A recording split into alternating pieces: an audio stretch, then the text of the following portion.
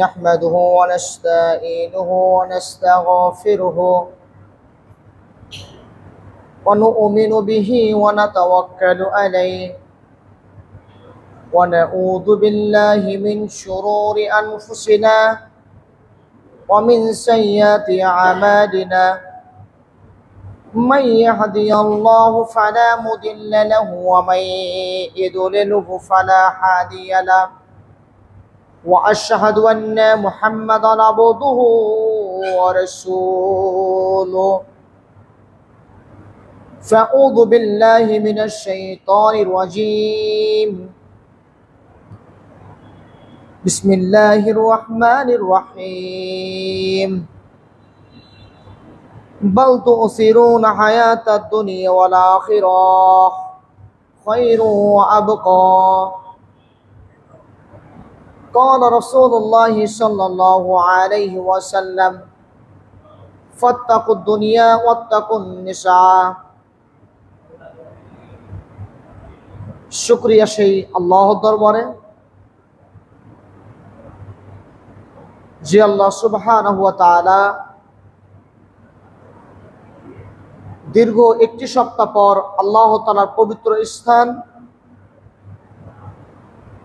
মসজিদে আসার সুযোগ করে দিয়েছেন। আমরা সেই আল্লাহর দরবারে শুকরিয়া আদায় করি, সকলে বলি আলহামদুলিল্লাহ। নবিকুল সম্রাট সাইয়্যিদুল মুরসালিন খাতামুন নবীন শেষ নবী নামে পরিচিত সেই নবীর দরগাহে লাখ কোটি শুকরিয়া জ্ঞাপন করি, সকলে বলি সাল্লাল্লাহু আলাইহি ওয়াসাল্লাম। সম্মানিত উপস্থিতি,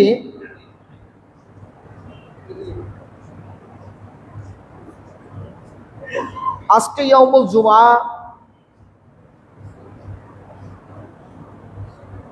খুতবার যে বিষয়গুলো আলোচনা হবে এ বিষয়ের প্রতি যথেষ্ট গুরুত্ব দিয়ে আমাদেরকে শ্রবণ করা এবং সে সাথে মেনে নেওয়ার মানসিকতা রেখে খুতবা শুনতে হবে। ইয়াউমুল জুমার খুতবা হচ্ছে আগামী যে এক সপ্তাহ নিজেকে কিভাবে পরিচালনা করব, নিজেকে কিভাবে সাজিয়ে গুছিয়ে রাখবো। একটি জুম্মার খুতবা আপনার জন্য শিক্ষা।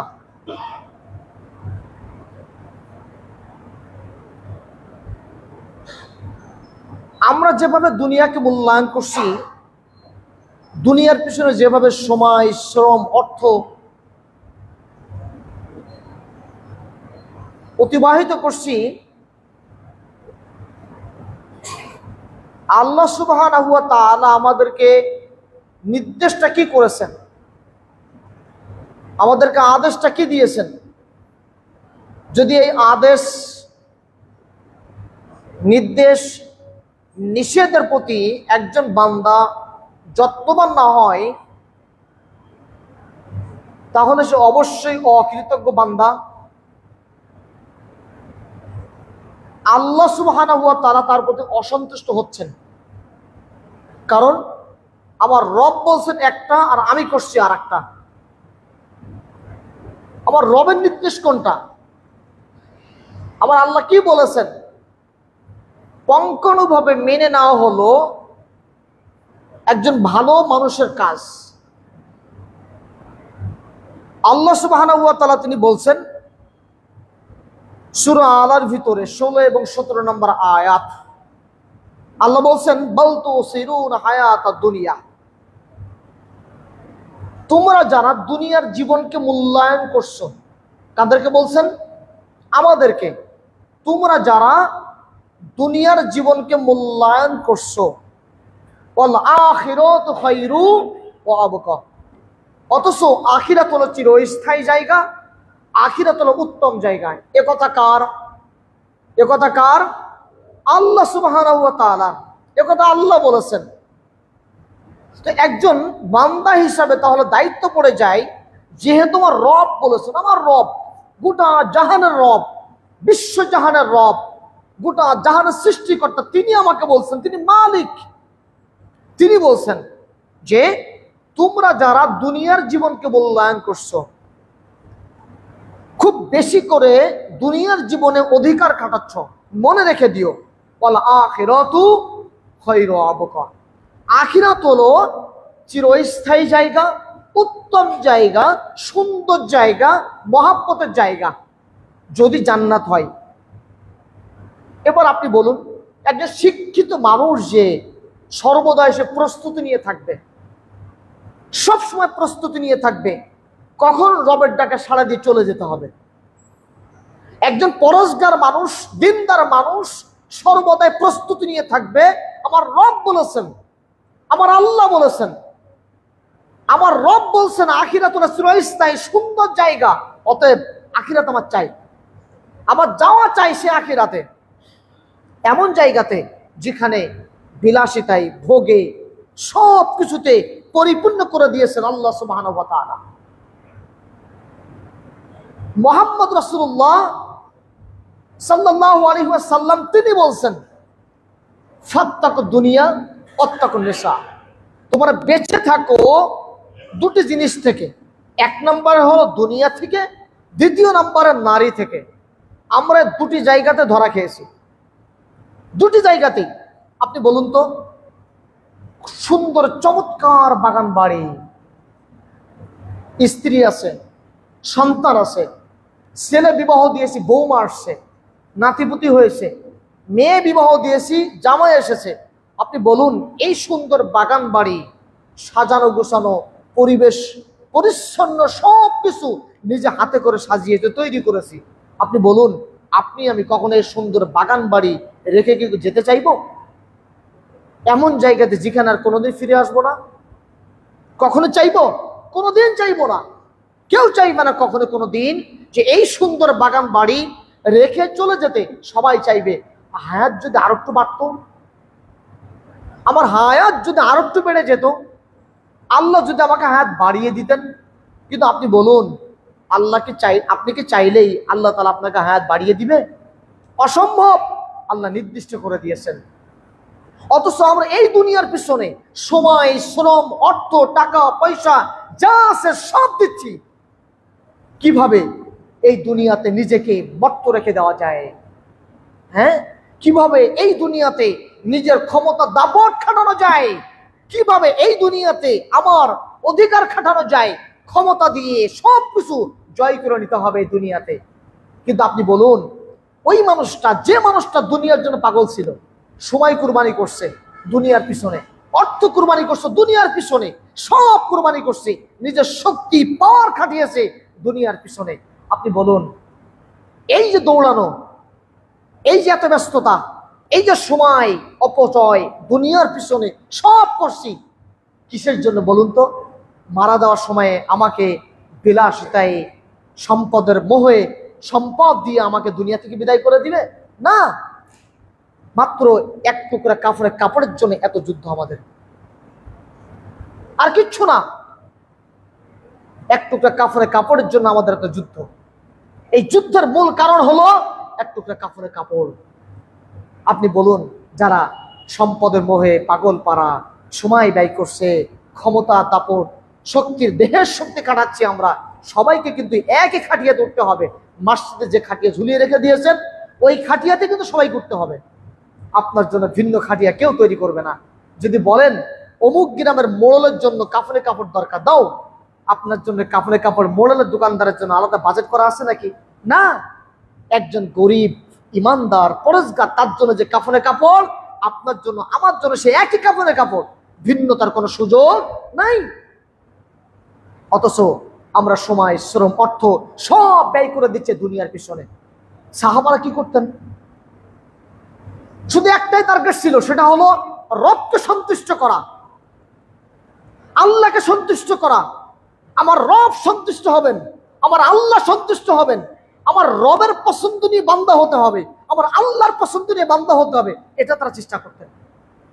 আর আমরা আরে রাখো তো ভাই, আরে হবে, আজকে না কাল, কাল না পরশু, এখন না তখন করব, আরে একটু সময় দাও না, একটু সময় দাও। অকৃতজ্ঞ মুসলিম বুঝলো না যে কোনো সময় রবের ডাকে সাড়া দিতে হতে পারে। অকৃতজ্ঞ মুসলিম বোঝে নাই যে কোনো সময় আল্লাহ তাআলা আপনার জীবন কেড়ে নিতে পারেন, বোঝে নাই যে কোনো মুহূর্তে, যে কোনো সময়ে, যে কোনো ক্ষেত্রে আপনার জীবন চলে যেতে পারে নাফিরাত দেশে। আল্লাহ রাসূল তিনি বলছেন সাল্লাল্লাহু আলাইহি ওয়াসাল্লাম, হাদিসটি পাবেন বুখারী 5155 নম্বর হাদিস, নি'মাতানি মাগবুন ফীহিমা কাসীরুন, দুটি নিয়ামতের ব্যাপারে সবথেকে মানুষ ধোঁকার মধ্যে রয়েছে। কয়টি নিয়ামত? কয়টি? দুটি নিয়ামতের ব্যাপারে। একটি হলো স্বাস্থ্য, দ্বিতীয় নম্বর হলো অবসর। যখন সে সুস্থ থাকে, সুস্থ সবল দেহের অধিকারী, তখন সে ইবাদত করবে কার? আল্লাহর। মাথা নত করবে কার কাছে? আল্লাহর কাছে। কিন্তু দেখা যায় যৌবন বয়স, যে বয়সটা ইবাদতের বয়স, আল্লাহর কাছে গুরুত্বপূর্ণ, ওই বয়সে আমরা দাফিয়ে বেড়াচ্ছি কিভাবে দুনিয়া জয় করা যায়। সামনে যাদেরকে দেখতে পাচ্ছে সব বৃদ্ধ মানুষ, দাড়ি পাকা মানুষ, চুল পাকা মানুষ, আর ইমাম সাহেব বাধ্য, তার দাড়ি এখনো পাকে না, যুবক মানুষ, তিনি তো বাধ্য, তিনি আপনার কর্মচারী, তিনি আপনার কর্মচারী, এই জন্য তিনি বাধ্য হয়েছেন আসতে এখানে। অথচ আর সামনে আপনি বাধ্য না, আমরা বাধ্য না। আউযুবিল্লাহ, আমরা কার ইবাদত করছি? আমরা কার পিছনে দৌড়াচ্ছি? যুবকগুলো কোথায়? সবাইকে ঘুমিয়ে আছে। অবসর, যে অবসরকে মূল্যায়ন করা দরকার ছিল তাসবিহ তাহলিল ইবাদতের মাধ্যমে, এই যুবক বয়সটা আমরা ব্যবহার করছি কিভাবে? লুডো খেলা, ফুটবল খেলা, ক্যারাম খেলা, বিভিন্ন খেলা, বিভিন্ন চায়ের আড্ডাখানায় বসা, বন্ধু বান্ধবকে সময় দেওয়া, এইখানে অতিবাহিত করছি আমরা। কিভাবে অমুক নেতার পিছনে স্লোগান দিয়ে জয় জয়কার করতে হবে, এদিকে আমরা দৌড়াচ্ছি। কিন্তু আল্লাহ রাসূল তিনি স্পষ্ট বলছেন, নি'মাতানি মাগবুন ফীহিমা কাসীরুন, দুটি নিয়ামতের ব্যাপারে মানুষ ধোঁকার মধ্যে রয়েছে। তার মধ্যে এক স্বাস্থ্য, দ্বিতীয় নম্বরে হলো অবসর। যখন আপনি সুস্থ থাকবেন, আপনার দায়িত্ব পড়ে যায় তাহাজ্জুদ সালাত অবশ্যই আদায় করা। আজকে আমাদের তাহাজ্জুদ তো দূরে যাক, ফজরের ব্যাপারে আমরা গাফেল। আর যখনই একজন বান্দা ফজর থেকে দূরে সরে যাবে, তখনই ফরজের পরেই কি সালাত? সুন্নাত সালাত। সুন্নাত সালাত শয়তান তার থেকে ছিনিয়ে নিবে। আর যখনই সুন্নাত থেকে আপনি দূরে সরে আসবেন, মসজিদে প্রবেশ করলেই 2 রাকাত সালাত আদায় করতে হয়, উযু করলেই 2 রাকাত সালাত আদায় করতে হয়। দিনের বেলা বলেন, অন্যান্য সময় নফল যে সালাতগুলো আছে, এই সালাত থেকে শয়তান আপনার থেকে ছিনিয়ে নিবে। আর রাতের সালাত তো বহু দূরের কথা, বহু দূরের হিসাব। আজ না কাল, পশু ভালো হব, তখন ভালো হব, এই ভালো হওয়ার সুযোগ আল্লাহ আপনাকে দিবেন না। যে কোনো সময়, যে কোনো মুহূর্তে আপনার মৌত চলে আসতে পারে। আপনাকে প্রস্তুতি নিয়ে থাকতে হবে, আপনাকে প্রস্তুতি নিয়ে থাকতে হবে মৌত কখন আসবে এই জন্য। আপনার প্রস্তুতি নিয়ে থাকতে হবে ভালো মৃত্যুর জন্য, কখন আমার মৃত্যু আসবে। আমি নাজমুস শাহাদাত, এই বয়স চলছে, মনে করেন 30, 31, 32 চলছে বয়স। আমি এই দাড়ি পাকা চাচার মতো বয়সে পরিণত হতে পারবো কিনা সন্দেহ। অপরাধ হয়ে যেতে পারে, তখনই ক্ষমা চেয়ে নিতে, আল্লাহ তুমি আমাকে ক্ষমা করে দাও, তুমি আমাকে সুন্দর মৃত্যু দান করো, আমাকে পরিশ্রমে মৃত্যু দান করো, আমাকে ক্ষমা না করে তুমি মৌত দিও না। হে আরশের রব, তোমার কাছে আমি দোয়া করছি, তুমি আমাকে সুন্দর মৃত্যু দান করো। কবরে আযাব কঠিন, জাহান্নামের আযাব অনেক বেশি কঠিন, তুমি আমাকে পরিপূর্ণ ক্ষমা করো, তারপর তুমি আমাকে মৃত্যু দাও। অথচ আমরা এই ক্ষমা চাওয়ার সময় আমাদের নাই, কারণ দুনিয়া নিয়ে মহা ব্যস্ত, আমরা প্রচন্ড ব্যস্ততা আমাদের মধ্যে কাজ করে। আল্লাহ রাসূল তিনি বলছেন, ইয়াকুদু আল্লাহি মা দুনিয়া ফিল আখিরাহ, আখিরাতের তুলনায় দুনিয়ার উদাহরণ কেমন আপনি বলেন? যেই দুনিয়ার পিছনে আপনি দৌড়াচ্ছেন, যেই দুনিয়ার পিছনে আমি দৌড়াচ্ছি, আপনার বুঝ রাখা উচিত, আপনার জ্ঞান রাখা উচিত। আল্লাহ রাসূল তিনি বলছেন, এই দুনিয়ার উদাহরণ হলো বিশাল সাগরে চলে যাও, বিশাল সাগরে গিয়ে তোমার আঙ্গুলটা ডুবিয়ে দাও, আঙ্গুলে যতটুকু পানি এসেছে এটা হলো দুনিয়া। তুমি বলো এখন, তুমি এখন কি করবে? তুমি কতটুকু পানির পিছনে দৌড়াচ্ছ? বিশাল সাগর, যার কোনো কুল কিনারা নাই, মাইলের পর মাইল চলছেই। আখিরাতে তুলনা কিন্তু করেন নাই, আখিরাতে তুলনা করেন নাই। আল্লাহ রাসূল তিনি বলছেন, চলে যাও বিশাল সাগরে, বিশাল সাগরে গিয়ে তোমার এই আঙ্গুলটা ডুবিয়ে দাও, ডুবিয়ে দাও। এই আঙ্গুলের যতটুকু পানি আসলো এটাই হলো দুনিয়া। কতটুকু পানি আসে? 1 গ্লাস নাকি 2 গ্লাস, 10 গ্লাস, 10 ড্রাম, 1 ফোঁটা পানি আসে। আল্লাহ রাসূল বলছেন, ইয়াকুলু ওয়াল্লাহি মা দুনিয়া ফিল আখিরাহ, আখিরাতের তুলনায় দুনিয়ার উদাহরণ হলো এটাই যে সাগরে চলে যাও, যতটুকু পানি আসলো ওটাই হলো দুনিয়া। আজকে যারা মুসল্লি, যারা দেরি করে আসছেন, তারা কি বলবেন? আজকে যারা মুসল্লি, যারা দেরি করে আসছেন, তারা কি বলবেন? কি অজুহাত দিবেন আপনি? অজুহাতটা আপনি কি দিবেন? কোন অজুহাত আপনি দিতে পারবেন না। যদি ইমাম সাহেব সমাজের নেতা হতো, ইমাম যদি প্রকৃত নেতা হতো, ইমাম যদি লাঠি ধরা অধিকার রাখতেন, একটা মুসল্লিও দুনিয়ার পিছনে দৌড়াতো না। প্রত্যেকটা মুসল্লি সালাতুর ওয়াক্ত হবে, মসজিদ পানে দৌড়াবে। প্রত্যেকটা মুসল্লি খুতবার পূর্বেই মসজিদে প্রবেশ করবে। আজকে ইমামকে ব্যবহার করি শুধু নামাজ পড়ানোর জন্য। ইমাম, তুমি আর কথা বলতে পারবে না, নামাজ পড়াবে, এতটুকু তোমার শেষ, লাঠি ধরতে পারবে না তুমি। তার জন্যই সমাজের মেম্বাররা হয় নেতা, এই মূর্খরা হয় নেতা, সমাজের মূর্খরা হয় চেয়ারম্যান। যার ফলে আজকে দেশের জঘন্য অবস্থা, বিচ্ছিরি অবস্থা। ইমামকে নেতা মানি না আমরা। আর এই আবেগপ্রবণ মুসলিম, আমি নিজে আলহামদুলিল্লাহ প্রতি মাসে মাসে সৌদি আরবে উমরা কাফেলা নিয়ে যাওয়ার সুবাদে আমি আশ্চর্য হয়েছি। এইসব মানুষগুলো যারা আমার সাথে যারা যায় উমরা করার জন্য, মহাব্যস্ত, ভাই জলদি যেতে হবে আমাকে, কোথায়? সালাতের জন্য কাবা ঘরে যেতে হবে, মহাব্যস্ত। কিন্তু ওই আল্লাহর বান্দা যখন এলাকাতে ছিল, যখন তার নিজ দেশে ছিল, নিজের বাড়ির মসজিদের প্রতি তার গাফেলতা। কাবা ঘরকে আপনি মহাব্যস্ততা সালাতে জায়গা করলেন, সময় অনুপাতে চলে গেলেন, আর এখানে আপনাকে আল্লাহর কাছে কৈফিয়ত দেওয়া লাগবে না? কৈফিয়ত দেওয়া লাগবে না? বুঝেছি, সমস্যা একটা, সেটা হলো ইমাম লাঠি ধরতে পারে না। তাই ইমাম যদি লাঠি ধরতে পারতো, প্রত্যেকটা মুসল্লি জবাবের কাঠগড়া দাঁড়াতে হতো। কথা তিতা লাগতে পারে, কিন্তু এটাই সত্য। কথা তিতা লাগতে পারে, এটাই সত্য। আপনাকে সত্য হিসাবে মেনে নিতে হবে। আপনি দেরি করলেন কেন? আপনি কৈফিয়তটা কে দিবেন? ব্যস্ততা, আপনার কাজ, অসুস্থতা, আপনি কি মারা গেছেন? আব্দুর রাজ্জাক সাহেব, উস্তাদ হাফেজাহুল্লাহ আমাদেরকে বলতেন, যখন ক্লাস নিতেন, বলতেন, তোমার মারা গেছে যদি বাপ, মারা গেছে যদি মা, তাহলে ভেবে দেখবো তোমাকে ছুটি দেওয়া যায় কিনা। ক্লাস মিস দিয়ে তুমি তোমার বাবা মায়ের জানাজাতে যাবে, এটা ভেবে দেখবো তোমার যাওয়ার প্রয়োজন আছে কিনা। কথা বুঝেন নাই? কথা বুঝাতে পারেনি। আর আপনি সলাতের ক্ষেত্রে, ওরা তো ক্লাস, আর সলাতের ক্ষেত্রে আপনি কি বলবেন? মসজিদে আসার ক্ষেত্রে আপনি অজুহাতটা কি দিবেন? কোন অজুহাত দিতে পারবেন না আপনি।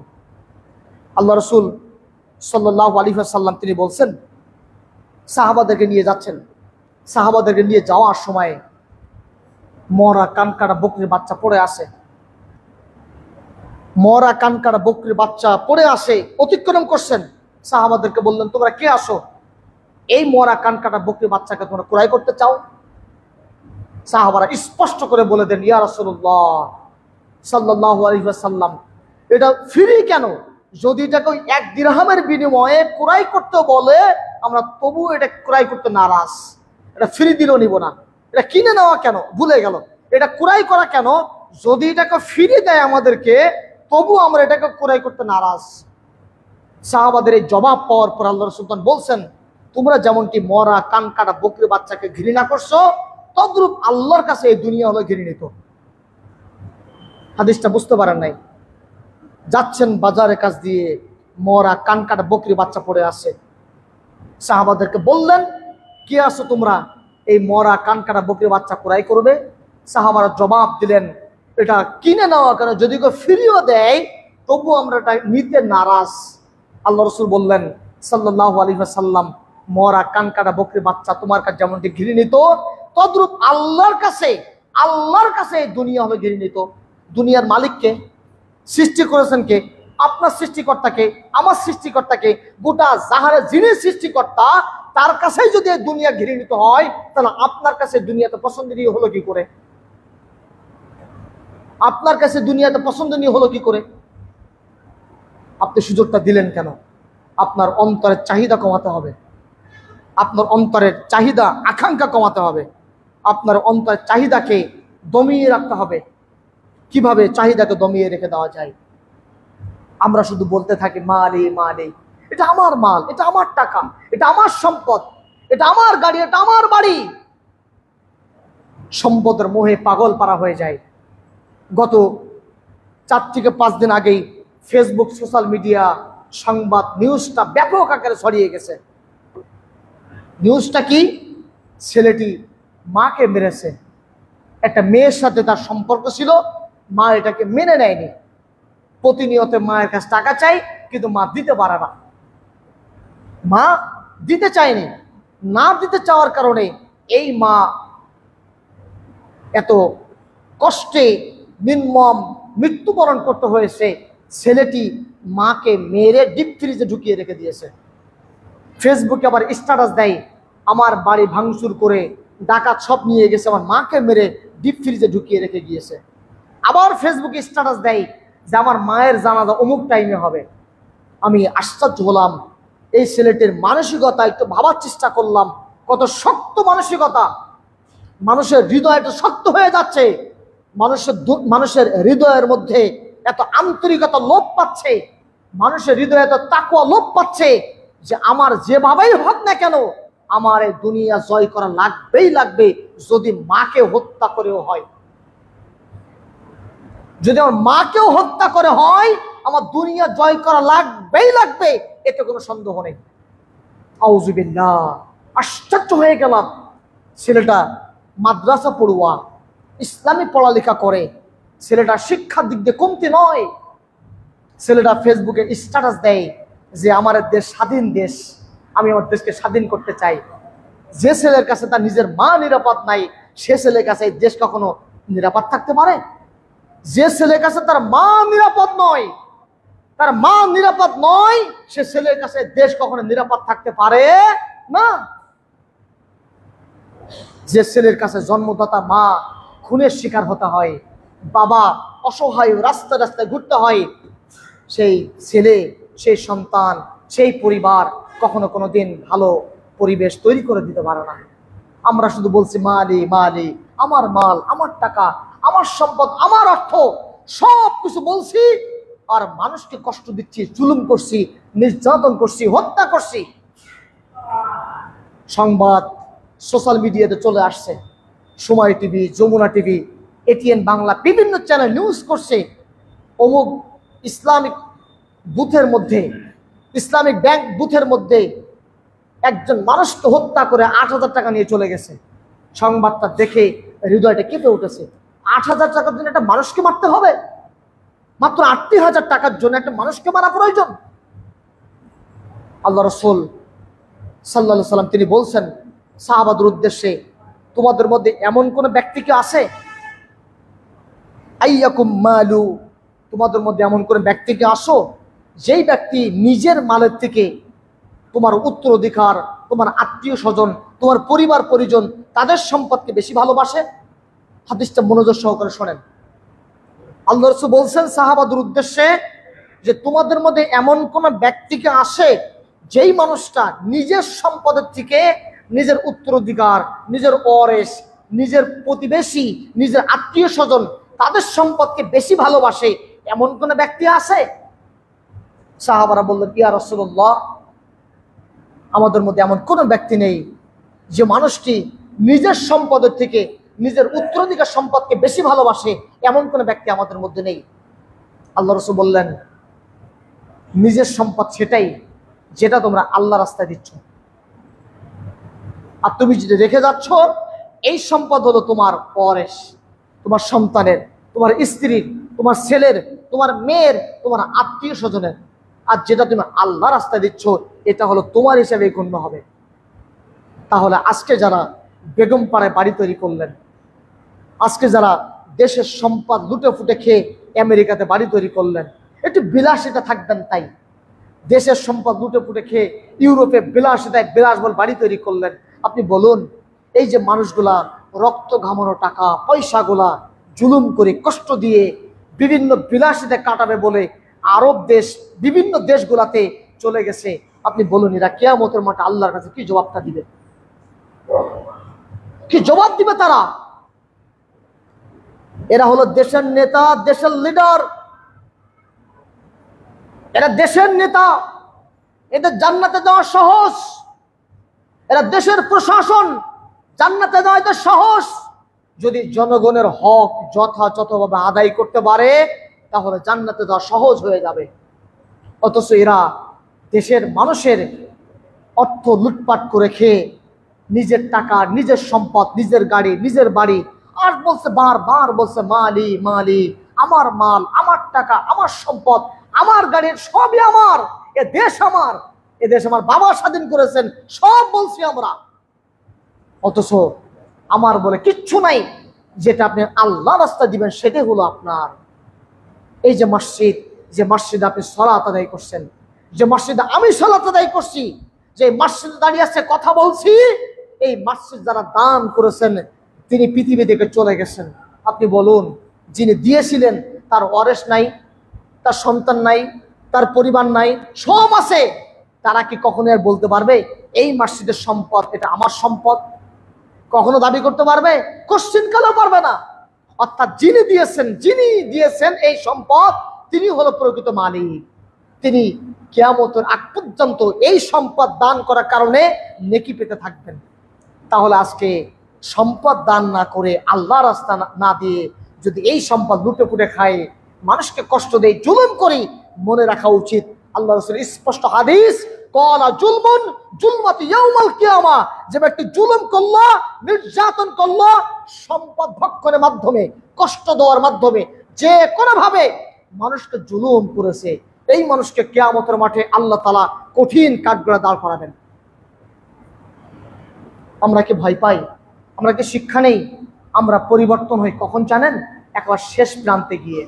ফিরআউন পরিবর্তন হয়নি? ফিরআউন পরিবর্তন হয়েছে কখন? সেটা একেবারে শেষ প্রান্তে ডুবুডুবু অবস্থা, বলছে আল্লাহ আমি তোমাকে রব হিসেবে মেনে নিলাম, এখন তুমি আমাকে ক্ষমা করে দাও। ঠিকই মেনে নিয়েছে। ফিরআউন এবং মূসা আলাইহিস সালাম যাচ্ছেন একই পথ দিয়ে, যে পথ দিয়ে আল্লাহ তাআলা মূসা আলাইহিস সালামকে বাঁচিয়ে দিলেন, আল্লাহ তাআলা ওই পথেই ফিরআউনকে ডুবিয়ে মারলেন। আপনি বলুন তো, দোষ কি পথের না দোষ মতের? দোষ পথের না দোষ মতের? দোষ মতের, দোষ কিন্তু পথের নয়। পথ ঠিকই ছিল, কিন্তু মতের ভিন্নতার কারণে যে পথ দিয়ে আল্লাহ তাআলা মূসা আলাইহিস সালামকে বাঁচিয়ে দিয়েছেন, আল্লাহ তাআলা ওই পথেই ফিরআউনকে ডুবিয়ে মেরে দিয়েছেন। এবার আপনি বলুন, আপনি পরিবর্তন হবেন কিনা? আপনি মূসা আলাইহিস সালামের আদর্শে আদর্শবান হয়ে আল্লাহকে ভয় করবেন, নাকি ক্ষমতা দাপট খাটিয়ে ফিরআউনের আদর্শ লালন করে নিজেদেরকে বাস্তবায়ন করবেন? আপনি বা চিন্তা করুন, আপনি ভেবে দেখুন, আপনি এখন কি করবেন? আপনার পথ দুটা, একটা হলো ফিরআউনের পথ, অপরটি হলো মূসা আলাইহিস সালামের পথ। আপনাকে আল্লাহ বাঁচাবেন, নিশ্চিত বাঁচাবেন, আল্লাহ আপনাকে অবশ্যই বাঁচাবেন। আল্লাহ ওয়াদা করেছেন আল্লাহ আপনাকে বাঁচাবেই, কিন্তু আপনার মতের পার্থক্য হওয়া যাবে না, আপনার চলার পথ ভিন্ন হওয়া যাবে না। আপনার চলার পথ হবে ইহদিনাস সিরাতাল মুস্তাকিম। আপনি যখনই চলার পথ ঠিক রাখবেন, আল্লাহ আপনাকে বাঁচাবে, নিশ্চিত আল্লাহ আপনাকে বাঁচিয়ে দিবেন। আল্লাহ বাঁচাননি? ইব্রাহিম আলাইহিস সালাম বাঁচিয়ে দিয়েছেন আল্লাহ তাআলা। ইব্রাহিম আলাইহিস সালাম এবং তার বাবার সাথে যুদ্ধ বেঁধেছে, মতের ভিন্নতা হয়েছে, বের করে দিয়েছেন বাড়ি থেকে, বেরিয়ে পড়েছেন, আর জবান দিয়ে বারবার বলছেন হাসবিনাল্লাহু নি'মাল ওয়াকিল, আমার হেফাজতের মালিক, আমার দায়িত্ব নিয়েছেন আল্লাহ, আল্লাহ আমাকে নিশ্চিত আমাকে রক্ষা করবে, আল্লাহ আমাকে হেফাজত করবে। আপনি কিসের সম্পদের বড়াই দেখান? আপনার চেহারা সুন্দর তাই? আপনার দেহে শক্তি আছে তাই? আপনার বংশীয় মর্যাদা আছে তাই? স্পষ্ট হাদিস, বংশীয় মর্যাদা কখনো কোনো ব্যক্তিকে জান্নাতে নিতে পারে না। বংশের দাপট দেখাবেন না, বংশীয় মর্যাদা দাপট দেখাবেন না। আপনি ইমানে বলে বলিয়ান হন, আল্লাহ আপনাকে জান্নাতে নিবেন। হাফসি বেলাল রাদিয়াল্লাহু তাআলা আনহু, কালো কুৎসিত ইসলামের প্রথম মুয়াজ্জিন, আল্লাহু আকবার, সম্মানে ভূষিত হয়েছেন আল্লাহর পক্ষ থেকে শুধুমাত্র ইমানে বলে বলিয়ান হওয়ার কারণে। ইমানে বলে বলিয়ান হওয়ার কারণেই আল্লাহ তাআলা তাকে সুসম্মানে ভূষিত করেছেন। আপনি সুন্দর চেহারা অধিকারী, আপনার দেহে শক্তি আছে, আপনি বংশীয় মর্যাদা ভালো, আপনার অর্থ আছে, আপনার সমাজে দাপট আছে, সবকিছু দিয়ে আপনি সবাইকে জয় করতে পারবেন, কিন্তু আপনি আল্লাহকে জয় করতে পারবেন না। যদি আপনি আল্লাহকে জয় করতে চান, অবশ্যই আপনাকে ঈমানে বলে বলিয়ান হতে হবে, তবে আপনি আল্লাহকে জয় করতে পারবেন। যেমনটি জয় করেছেন বেলাল রাদিয়াল্লাহু তাআলা আনহু। আল্লাহ তাআলা আগুনকে বললেন, আগুন তুমি ঠান্ডা হয়ে যাও। কার জন্য? কার জন্য আপনি বলেন? ইব্রাহিম আলাইহিস সালামের জন্য আল্লাহ আগুনকে ঠান্ডা করে দিয়েছেন। কিসের জন্য? কি কারণে? ভাবলে আশ্চর্য হয়ে যেতে হয়। আল্লাহ তাআলা যদি আগুনকে ঠান্ডা হয়ে যেতে বলেন, আর যদি আগুন থেকে ইব্রাহিম আলাইহিস সালামকে বাঁচাতে পারেন, আল্লাহ তাআলা আপনাকে শত বিপদ থেকে বাঁচাবেন, আল্লাহ আপনাকে শত সমস্যা থেকে আল্লাহ বাঁচিয়ে দিবেন, আল্লাহ তাআলা আপনাকে সকল বিপদ থেকে বাঁচিয়ে দিবেন। কিন্তু কোনোদিন তাওয়াক্কুল হারানো যাবে না আল্লাহ থেকে। সম্পদের মোহে পাগল হওয়া যাবে না, কোনোভাবে দুনিয়া মুখী হওয়া যাবে না, কোনোভাবে দুনিয়া লোভী হওয়া যাবে না, অর্থের ভোগী হওয়ার সুযোগ নেই, হারাম ভোগ করার সুযোগ নেই। হালাল ভাবে আপনাকে চলতেই হবে, আপনি বাধ্য। আপনার দুনিয়া হারামের বুকে চলে যাবে মানে আপনি আপনার জায়গা থেকে অবশ্যই হেরে যাবেন। ইসলাম থেকে আপনি দূরে সরে যাবেন মানে ইসলাম আপনাকে কোনোভাবে মূল্যায়ন করে না, আপনাকে ইসলামকে মূল্যায়ন করতে হবে।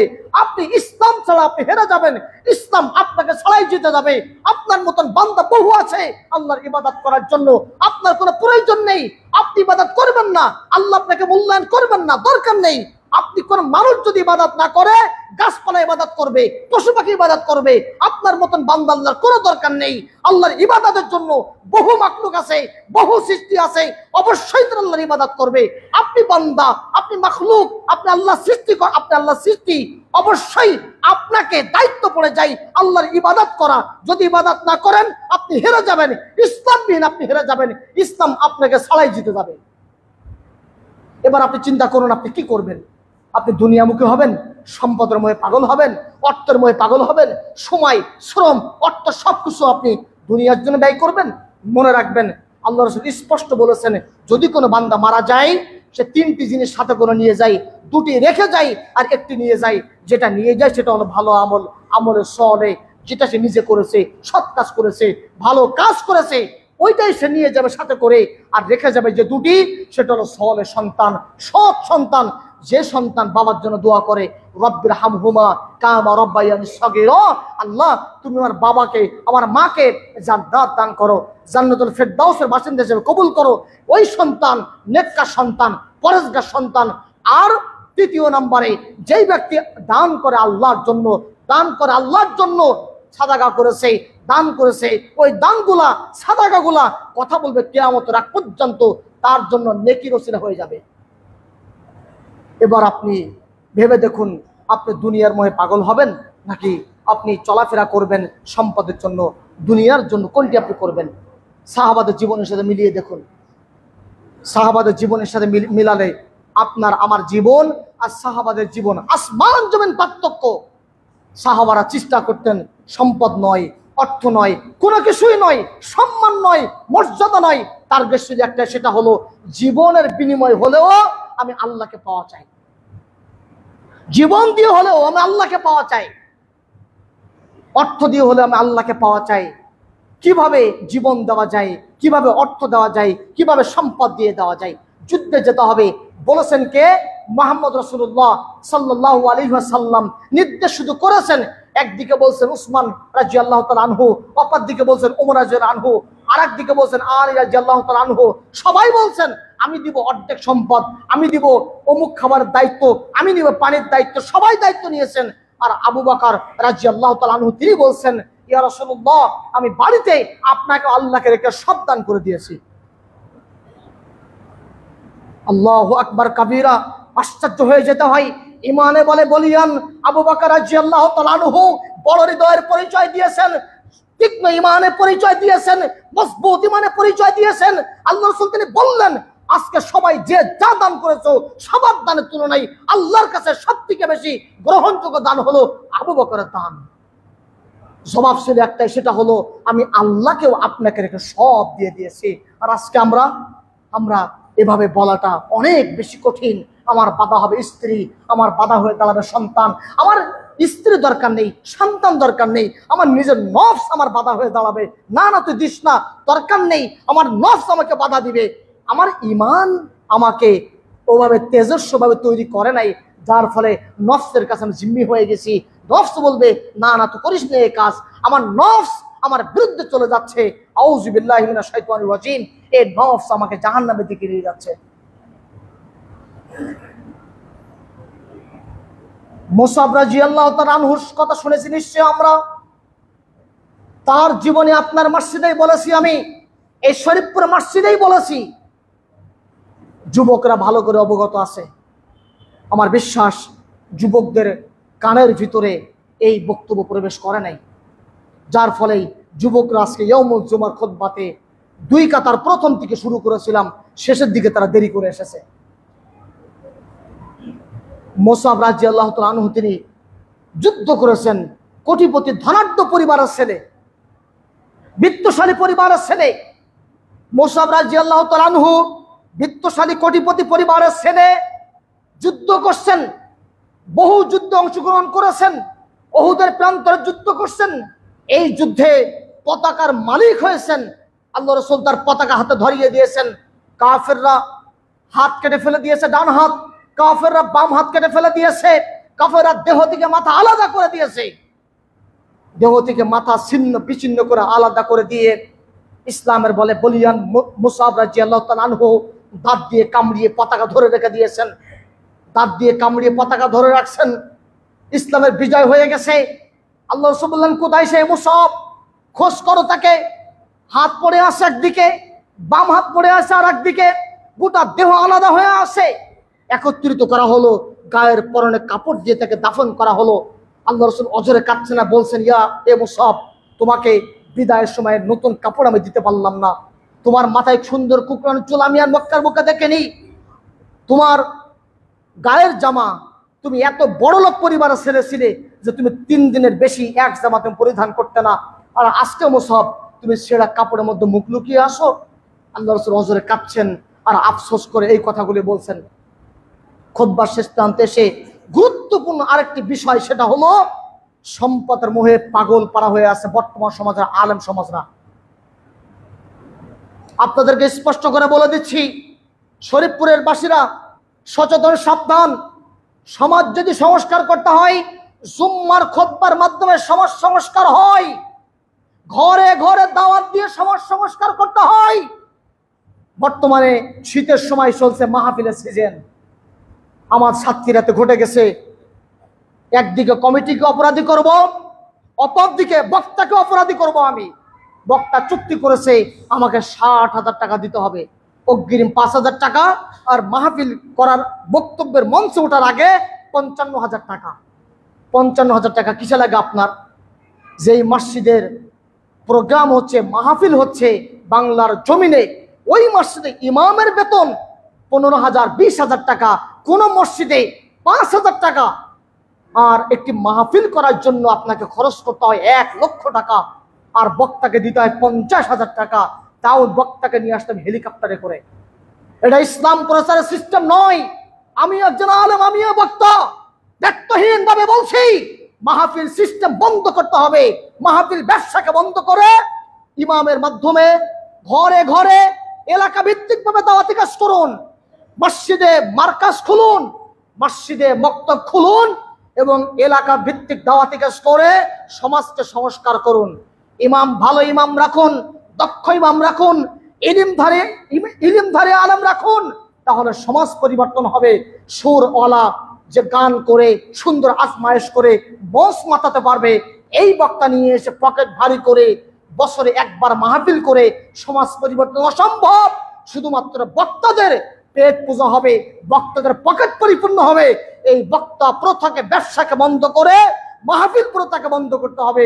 আর আপনার সমাজকে সংস্কার করতে হবে ইমামের মাধ্যমে। স্পষ্টভাবে জানি আমরা, বাংলাদেশ আহলে হাদিস আন্দোলন বাংলাদেশ সহ আরো যতগুলি সংগঠন বাংলার জমিনে আসে, প্রত্যেকেই দায়িত্বহীন ভাবে বাংলার জমিনে হকে অতন্ত্র প্রহরী হয়ে কাজ করে যাচ্ছে। জমিয়াত আহলে হাদিস নির্দ্বিধায় নির্বিঘ্নে কাজ করে যাচ্ছে, হকে অতন্ত্র প্রহরী হয়ে নির্দ্বিধায় নির্বিঘ্নে রাতের ঘুমকে হারাম করে দিনের পর দিন দাওয়াতি কাজ করে যাচ্ছে। মাহফিল প্রথার মাধ্যমে নয়, এলাকা ভিত্তিক বাড়ি বাড়িতে গিয়ে বিভিন্ন জায়গাতে গিয়ে তারা দাওয়াতি কাজ করছে। এভাবেই সমাজ সংস্কার হবে। এ কথা কেন বললাম? মাহফিলের সিজন চলছে, আমাকে ফোন দিয়েছে, ভাই আপনার কত টাকা দেওয়া প্রয়োজন।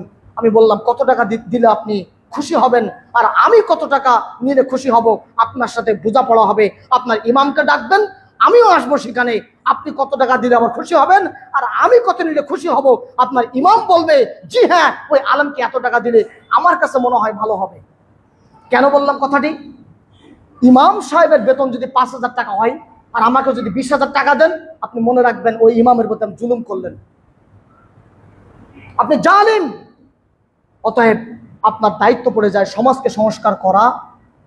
যারা হক অতন্ত্র প্রহরী, যারা খাঁটি আলেম, যারা নির্বিঘ্নে কথা বলে, যারা ভয় পায় না কাউকে, যারা ভয় পায় না কোনো নেতাকে, যারা ভয় পায় না কোনো লিডারকে, যারা অতন্ত্র প্রহরী নির্দ্বিধায় নির্বিঘ্নে দাওয়াতি কাজ করে, হকের কথা বলে সর্বদাই সর্বাবস্থায় এবং অর্থবিহীন দাওয়াতি কাজ করে, এদেরকেই প্রকৃত আলেম মনে করে মঞ্চে তুলুন, তাহলে সমাজ পরিবর্তন হবে ইনশাআল্লাহ।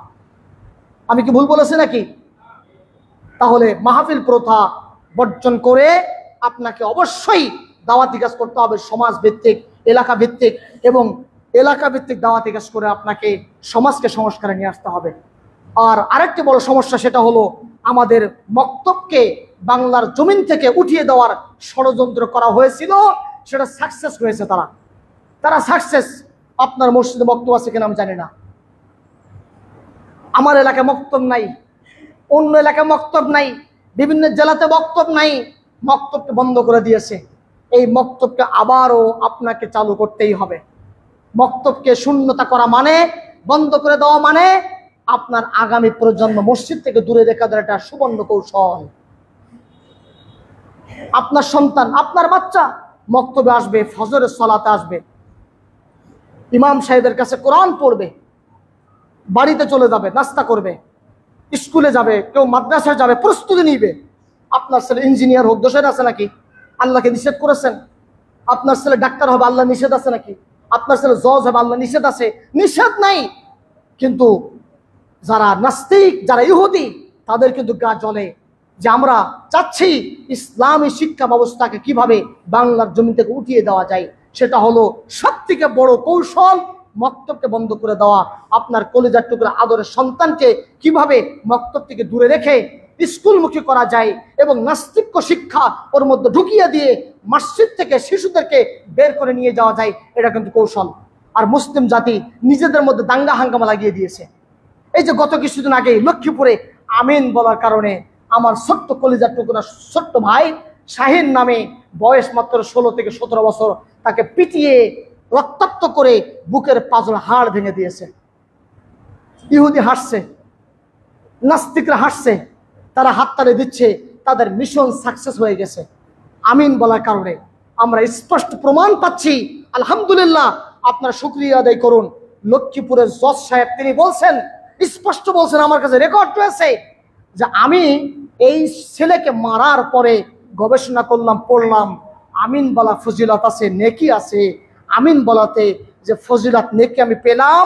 আমি মনে করি প্রত্যেকটা মুসলিমকে সালাতের পরে সূরা ফাতিহার পরে ইমামের সাথে উচ্চ স্বরে আমিন বলতেই হবে। এটাই হলো সুন্নাত। আলহামদুলিল্লাহ বলবেন না? আলহামদুলিল্লাহ। এই জন্য নিজেদের মধ্যে দাঙ্গা হাঙ্গামা বন্ধ করুন। যখনই আপনি বুকে হাত বেঁধে সালাত আদায় করছে, এটা নিয়ে আপনি মারামারি শুরু করবেন, আমিন বলাকে কেন্দ্র করে মসজিদ থেকে বের করে দিবেন, পিটিয়ে রক্তাক্ত করবেন, তখনই কিন্তু গবেষণা তৈরি হবে। আর যখনই মানুষ গবেষণা করবে, সঠিকটা জেনে সেখানে মাথা নত করবে। আর ইহুদি খ্রিস্টানরা কিন্তু আপনাদের কার্যকলাপ দেখে হাসাহাসি করবে। অতএব আপনাদের নসিহা সেটা হলো সঠিক যখনই পাবো তখনই সেটা মেনে নেব ইনশাআল্লাহ। আল্লাহ আমাদের কবুল করুন, আমিন। সুবহানাকাল্লাহুম্মা বিহামদিক আশহাদু আন লা ইলাহা ইল্লা আনতা আস্তাগফিরুকা ওয়া আতুবু ইলাইক।